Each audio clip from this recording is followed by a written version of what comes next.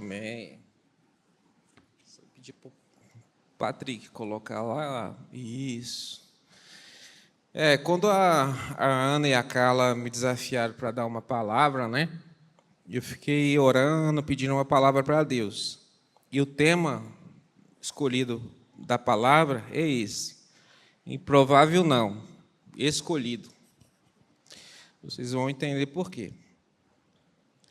Improvável. O que significa improvável? Improvável, que tende a não acontecer, que pode não ocorrer, o incerto, o que não consegue provar, o impossível ou inacreditável. Pode passar.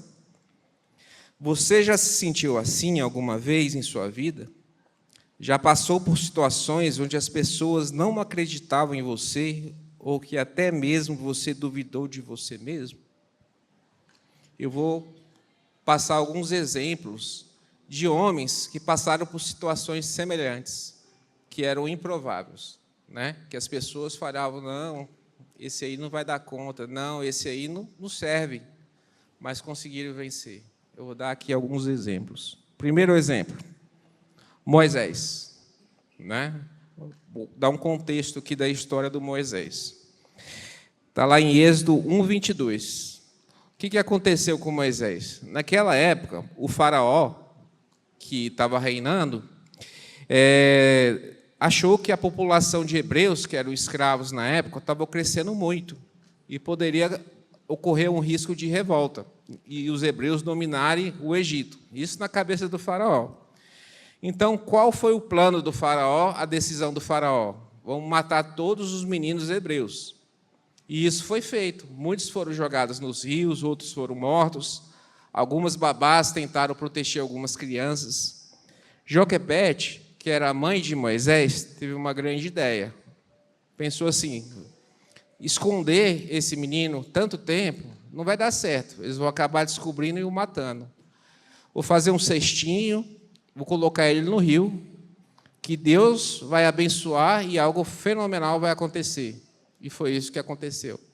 O barquinho foi no rio Nilo, a irmã de Moisés foi junto, Miriam, e de repente o barquinho de Moisés, o cestinho, foi parar onde? Nas margens do rio, onde a filha do faraó estava tomando banho. Olha que incrível, como Deus é incrível, né? Então, a filha de faraó tirou Moisés do rio, tanto que o nome Moisés significa retirada do rio. E ela criou aquela criança.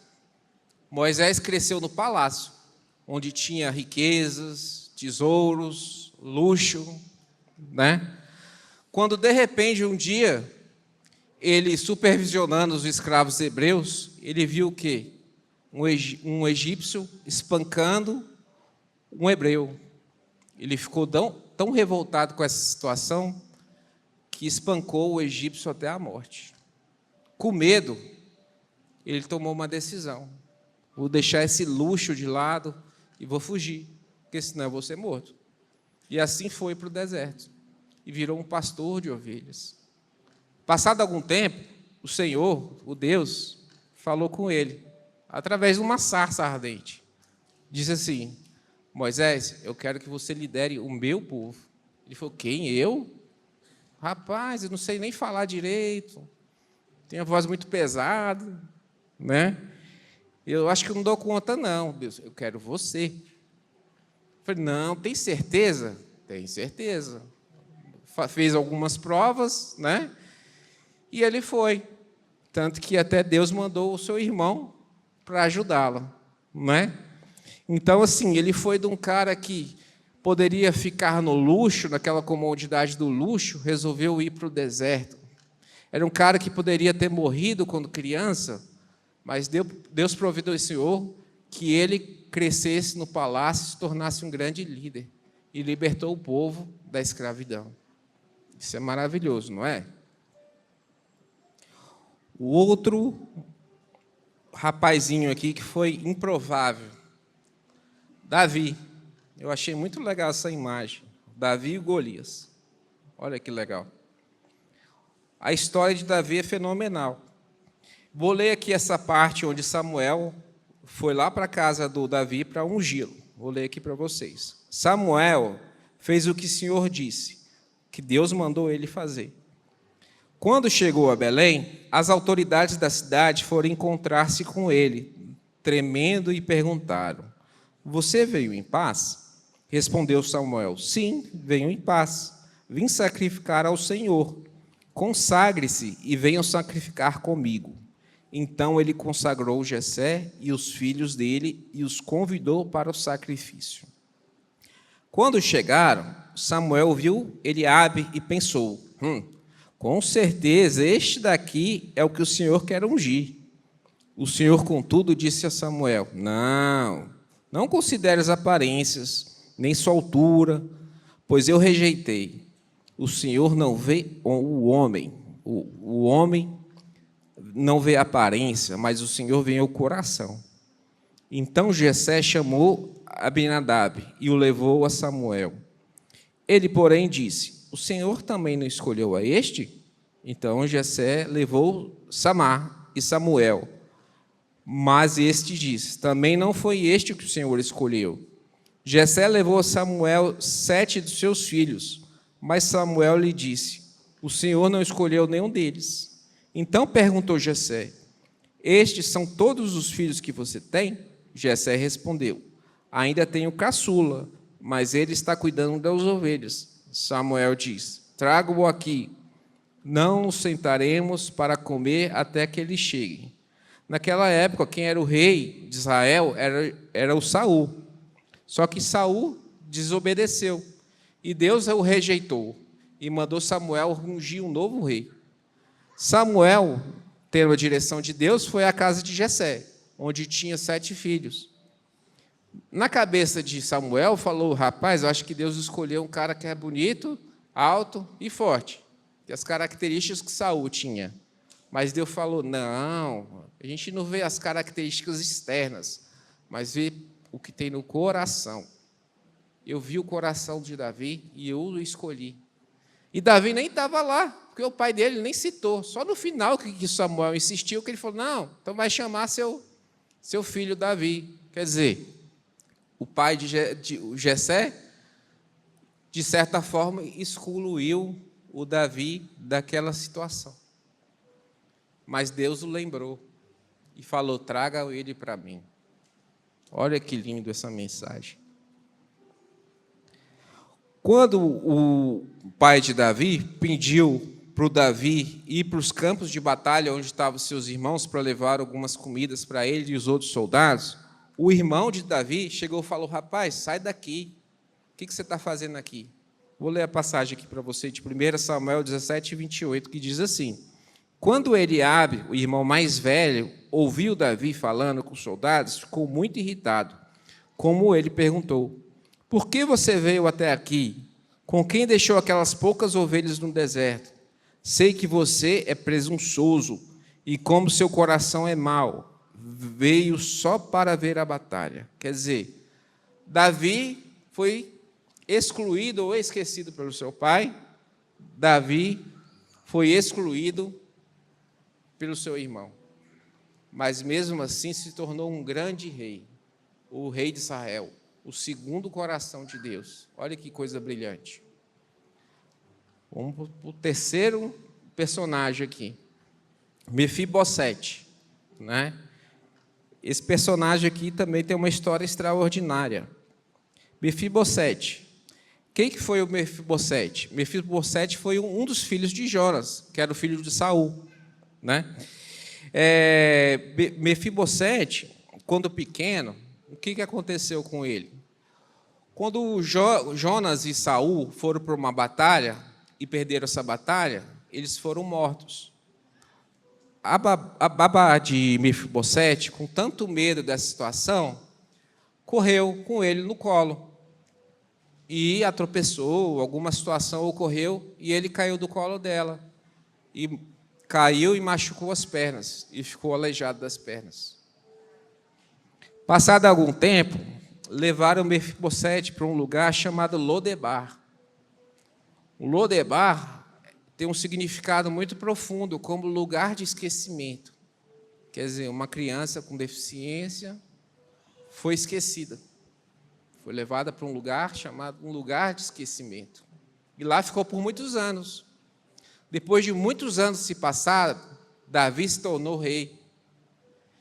E Davi lembrou de um trato que tinha feito com Jonas, de sempre cuidar bem da família dele. E falou, não tem mais ninguém da família de Jonas que eu possa honrar, por tudo que Jonas fez por mim? E alguém lembrou ele, sim, tem Mefibosete. E Davi falou, então traga ele para mim. E trouxe. E Mefibosete foi honrado. E começou a comer na mesa do rei. A Bíblia diz que Davi honrou o trato que fez com Jonas. Mas eu vou além, porque Davi é o segundo coração de Deus. Eu penso que Davi segue o princípio de que ame o seu próximo como a si mesmo. E isso traz uma mensagem muito bonita. Davi quis tratar o seu próximo como ele quis ser tratado. E isso que ele fez, honrando Mefibosete. Mesmo sendo um deficiente, ele o honrou. E o Mefibosete começou a comer na mesa do rei. Amém? Vamos para o último exemplo. Pode passar. É meu nome. Para quem não me conhece, me chamo Fábio, sou esposo dessa mulher maravilhosa que está na foto aqui, que é a Carla, que é uma das líderes do ministério, e pai desse rapaz maravilhoso aqui, que é o Daniel, que eu acho que quase todos conhecem ele, né? Eu vou contar um pouquinho para vocês agora do meu testemunho. Como eu falei, meu nome é Fábio, né? Eu sou nutricionista, trabalho com criança autista também, né? E eu sou de Brasília, eu nasci em Brasília, né? E quando pequeno, sempre tive muita dificuldade, principalmente escolar, e no relacionamento de alguns amigos também. Naquela época a gente não tinha a palavra bullying, né? Mas eu sofri muito com isso também, porque eu sempre tive dificuldade na escola, não tirava boas notas, tinha que estudar o dobro para conseguir entender alguma coisa que estava sendo estudado, né? Para mim sempre foi muito difícil. Em determinadas situações, as pessoas falavam comigo, eu entendia coisa errada, foi assim na escola também. Em casa, eu percebia que tinha, na verdade, na época eu não percebia, fui perceber depois, situações que para mim na época era normal, mas para os outros era diferente. Vou dar um exemplo aqui, vocês não riem de mim, por favor. Eu sempre tinha o mesmo horário para comer. E naquela época eu não era convertido, então eu só podia comer quando eu estivesse passando os Simpsons, porque eu gostava dos Simpsons. Então eu só comia na hora dos Simpsons. Se não tivesse os Simpsons, eu ficava meio perturbado, né? Eu falei, rapaz, não está legal isso, né? Mas eu vou tentar aqui, vou comer. Então eu só comia se estivesse passando os Simpsons no mesmo horário, todo dia. Tanto que meu pai, esqueci de contar essa parte, meu pai separou da minha mãe quando eu tinha 8 anos, mas sempre assim. Era um pai final de semana, mas um pai sempre presente. E ele tinha família numa cidade próxima chamada Formosa, que é em torno de 60, 70 quilômetros de Brasília. E todo final de semana ele ia para lá. Quando eu ia, eu ficava meio perturbado, porque chegava na hora dos Simpsons, eu queria estar lá em casa para poder comer na hora dos Simpsons. Mas eu ia, né? Continuando a história, meu pai sempre chamava a gente para viajar, né? Ia viajar para o Nordeste, para a praia, só que eu sempre escolhia ficar em casa. Na época, todo mundo falava, não, é porque você é muito pegado à sua mãe. Realmente eu era, mas assim, não era por causa disso. Era por causa do lugar. E falava, rapaz, sai de casa um pouquinho, vai para outro lugar. Eu falei, não quero não, eu gosto de ficar aqui. Muitas vezes minha mãe me pegou brincando sozinho lá em casa, pedia para descer. Eu falei, não, eu prefiro estar aqui brincando sozinho, né? E quando eu era pequeno também, na escola, na primeira série, eu repetia a primeira série. A diretora da escola chegou para minha mãe e falou: não, esse seu filho não é aluno para essa escola. Acho bom você tirar ele daqui e colocar em outra escola e manda fazer uma avaliação, porque o seu filho não tem alguma coisa, não é normal, não. Passado algum tempo, eu consegui estudar, eu consegui me formar, fazer uma faculdade de nutrição. Era algo que eu gostava muito na época, eu gostava tanto que eu consegui concluir o curso, né, direitinho. E, na época, surgiu uma oportunidade de vir aqui para Palmas. Só que lá em casa não estava uma situação muito legal, né? Tinha muitos conflitos lá em casa, até mesmo por meus comportamentos, e tinha muito conflito lá em casa. E eu achei essa questão uma válvula de escape. Falei, poxa, aqui em casa não está legal, né? Eu acho que o jeito é ir embora, né? E como havia surgido uma oportunidade de vir trabalhar em Palmas, eu vim para Palmas, né? Confesso que foi muito difícil para mim no início para vir para cá, mas com o tempo eu fui me adaptando e para mim foi ficando mais fácil com o tempo. E aqui em Palmas eu conheci essa mulher linda e maravilhosa, né? A Carla. Para quem não sabe, ela é fonoaudióloga, né? E quando a gente começou a namorar, ela percebia que ela falava algumas coisas e às vezes eu não escutava, ou eu escutava errado. E ela brigava comigo, eu falava, rapaz, você está de malandragem comigo. Eu falo aqui, ele não escuta, está fingindo que não está escutando. Só que na época ela trabalhava na prefeitura, no lugar que faz exame auditivo. E ela falou, não, amor, então, peraí, vamos fazer seu exame auditivo, vamos ver se vai dar alguma coisa. Aí fez e deu. Perda auditiva moderada severa. Aí ela, na época, ela falou, não acreditou muito, falou, não, vamos outro lugar, vamos fazer de novo esse exame. Repetiu o exame, perda auditiva moderada severa. Falou, amor, você é deficiente auditivo. Eu falei, caraca, eu passei a infância, a juventude, pré-adolescência, faculdade, e fui descobrir que era perda auditiva só agora. E o estilo da perda que eu tenho, provavelmente, é desde nascença. Tudo aquilo que eu sofri, uma das causas foi o quê? Que eu não escutava direito. E não sabia, né? Mas eu consegui vencer, consegui me formar, né?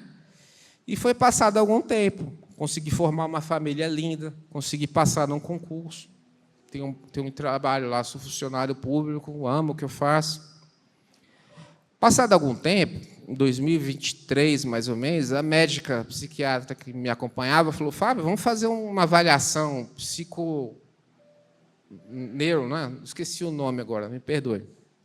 E eu fiz essa avaliação. E, na época, tinha dado autismo. O psicólogo falou, Fábio, você tem autismo. Na época, eu nem liguei muito para o diagnóstico, porque eu estava passando, muitos da igreja sabem que em 2023 eu passei por uma situação de saúde muito séria, tive um tumor, né, que, graças a Deus, Deus me deu a cura, né? E eu falei, não, essas avaliações aqui eu acho que foi por causa dos problemas hormonais que eu tive e eu acho que não está valendo, não tem nada, não. Aí, em 2024, a médica falou de novo, Fábio, vamos repetir aquela avaliação que você fez, já que você curou do autismo, seus hormônios estão ok, para a gente tirar a prova. Eu falei, não, beleza. Aí eu fiz em outra clínica, com outro psicólogo, em outro lugar totalmente diferente. E deu de novo autismo. A psicóloga falou, Fábio, mas não tenho dúvida nenhuma. E aquilo mexeu muito comigo. Como não tem dúvida nenhuma? Eu fui perguntando para os colegas de trabalho, que eles trabalham com autismo, falou, cara, meu exame lá, os médicos falaram, a psicóloga falou que eu tenho autismo. Sabe o que elas falaram para mim? Você não tinha percebido, não? Eu falei, caraca, sério? Aí eu perguntava para outra, cara, eu tive um diagnóstico de autismo. Eu falei, você não sabia ainda, não? Eu falei, rapaz, só eu que não sabia. E é interessante que isso abriu um leque assim, do meu passado também, por exemplo, essas dificuldades que eu citei, Eu falei, cara, então é por isso que eu era tão rígido em algumas situações, por isso que eu tinha tanta dificuldade em algumas situações, e agora eu sei o que eu tenho. Tanto que, antes de descobrir o diagnóstico, eu passava por situações difíceis. Sabe o que eu fazia como crente? Eu botava na minha cabeça a mão e orava. Eu falei, meu Deus, me cura. Eu não sei o que eu tenho, mas o pessoal fala que eu não consigo fazer as coisas direito, então você me cura. Eu não quero mais isso, eu quero ser normal. E eu orei muitas vezes por isso. Mas o incrível é que Deus continuou me deu assim, o diagnóstico e falou, cara, eu quero você como você é. E eu preciso de você como você é. E eu falei, tá bom, Senhor, eu sou como sou. Amém? Eu vou passar um vídeo curtinho agora. Queria que o Patrick passasse a próxima imagem e colocasse ele, por favor.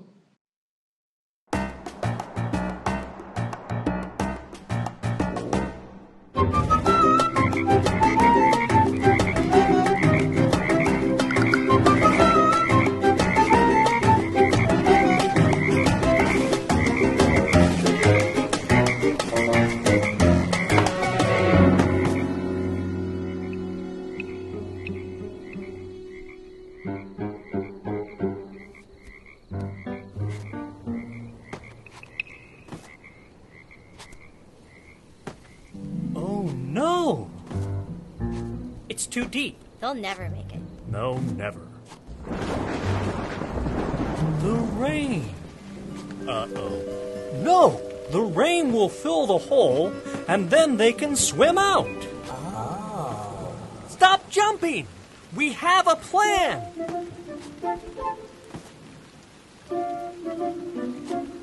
Stop! We're going to wait for the rain to fill the hole. Why aren't you listening to them? You'll never make it! It's too high! Why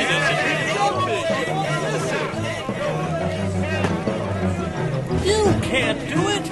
It's too deep! Listen to him! Save your strength! Don't even try. Just stay down.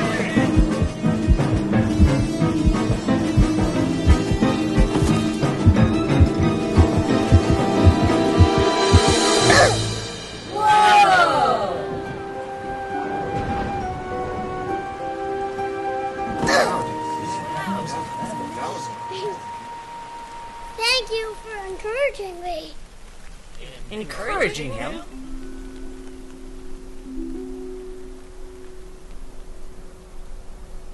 He's deaf.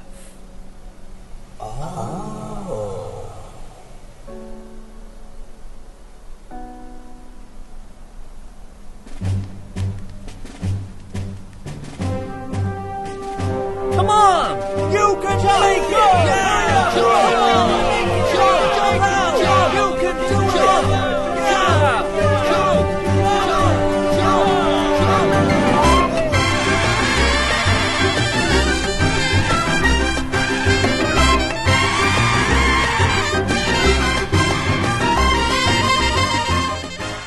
Esse vídeo, essa historinha eu achei tão legal, porque assim, eu lembro que antes de vir para Palmas, assim, tem uma tia minha, lógico, assim, hoje eu perdoo ela, assim, na época ela não tinha... Falou por falar, né? Ela chegou para mim e falou assim, Fábio, você vai para Palmas? Eu falei, vou. Eu te dou uma semana para você estar voltando, né? Por causa daquelas situações que eu tinha. Eu falei, rapaz, hoje eu já estou quase há 20 anos aqui já, ó, glória a Deus, né? Não dei ouvidos às críticas, né? Não só ela, mas muita gente me criticou, falou assim, não, você não vai dar conta, você não vai conseguir, você não vai ser.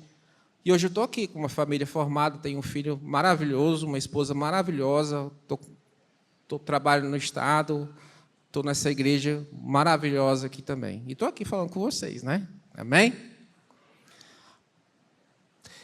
Um dia, até vou pedir perdão para o meu filho, que eu não perguntei para ele se podia falar dele, mas eu vou só citar ele aqui rapidinho, tá? Deixa eu só... Isso, pronto. Um dia eu gosto muito de deitar com meu filho antes dele dormir, porque lá a gente conversa bastante, sobre tudo e sobre nada. É um momento pai e filho lá, antes dele dormir. Um dia, eu acho que ele estava com raiva de uma abelhinha que estava lá no hall do condomínio. E ele falou, não, pai, essas abelhas aqui é muito ruim, né? Eu falei, por quê, meu filho? Não, se ela picar, a gente dói demais, né? A gente podia acabar com todas as abelhas do mundo. Eu falei, não, filho, a abelha é muito importante para a gente. Além de produzir o mel, que eu gosto demais, a abelha, quando ela vai buscar o pólenzinho para fazer o mel, ela acaba polinizando muitas florestas. E dali, ela gera vida. Então, ela é importante para gerar vida. Naquele dia, a Carla e a Ana tinham me desafiado para dar a palavra aqui no culto azul. Eu falei, cara, o que eu vou falar? O que eu vou falar? O que eu vou falar? Quando veio essa história da abelha, na hora eu falei, caraca, é isso? Falei, filho, a gente é como abelha. Eu acho que ele ficou com a mesma cara que vocês ficaram agora. Aí eu falei, filho, a gente é como abelha. Pode passar, Patrick. Para quem não sabe, os cientistas dizem que aerodinamicamente o corpo de uma abelha não é feito para ela voar. Mas olha que legal, ela voa. As asas da abelha é pequena demais para o corpo dela, mas ela consegue voar, ela voa. E olha que mais brilhante. Ela gera vida. E falei, filho, a gente é como a abelha. Por mais que as pessoas digam, meu filho não vai falar, meu filho não vai não sei o quê, meu filho não sei o quê, eles vão fazer, porque Deus falou que eles vão fazer, assim como a abelha. Por mais que o cientista fale, a abelha não voa, por causa da aerodinâmica dela, ela voa. E cumpre seu papel muito bem. Eu não estou aqui falando com vocês, desculpa, eu não lembro do nome, mas aquela menina que falou aqui agora há pouco, ela também é autista. E falou com vocês. Eu sei que tem muito pai de autista que fica, às vezes, pensando, meu filho, será que ele vai conseguir chegar a algum lugar? Eu falei, vai. Ele é como uma abelha. Por mais que digam que vai ter dificuldades, tem. Mas ele vai conseguir. Ninguém perguntou para a abelha um dia se é difícil para ela voar. Com certeza ela responderia, é para caramba, mas eu voo. Amém? Aí vocês me perguntam, pode passar, por que o tema da palavra é improvável não escolhido? Eu só falei sobre coisas improváveis, que deram certo. E não falei de nada escolhido. Agora eu vou falar. Pode passar. Eu, como um bom autista, tenho hiperfoco muitas vezes, né? E gosto muito desses hiperfocos que têm a ver com a ciência e com a palavra. Eu gosto muito de história, principalmente história bíblica, que comprovo a historicidade do Senhor através da história, porque aquilo me ajuda muito a engrandecer a minha fé. E um estudo recente, eu vou ler para vocês aqui, ó, diz o seguinte: os óvulos humanos parecem escolher qual espermatozoide será o vencedor na corrida para fecundá-los. É o que indica um novo estudo da Universidade de Estocolmo, capital da Suécia. Olha o que os cientistas descobriram, que os óvulos escolhem os espermatozoides. Não é o espermatozoide que tem que vencer a corrida para fecundar um óvulo, é o óvulo que escolhe o espermatozoide. Isso é brilhante, porque a Bíblia já tinha falado isso muitos anos atrás. Pode passar. Em Jeremias 1,5 diz assim: antes de formá-lo no ventre, eu o escolhi. Antes de você nascer, eu o separei e designei profeta das nações. Deus falou isso comigo. Eu nasci com dificuldades, com tudo isso, nasci. Mas Deus escolheu que eu nascesse assim. Para quê? Para que eu cumpra o propósito que Ele tem na minha vida, para que seja feito. E eu creio que assim como Ele me escolheu, escolheu seus filhos. Eu creio que assim como Ele escolheu, muitos pais que estão aqui, ou muitas pessoas que aqui estão, também teve certas dificuldades quando pequeno. não seja por autismo, mas por outra situação. Estão aqui e venceram, porque Deus os escolheu a cada um. Então, a mensagem que eu quero trazer aqui para vocês: não desistam. Não desistam de lutar pelos seus filhos. Não desanimem, porque eles têm um grande futuro na vida deles. Amém? E só para finalizar,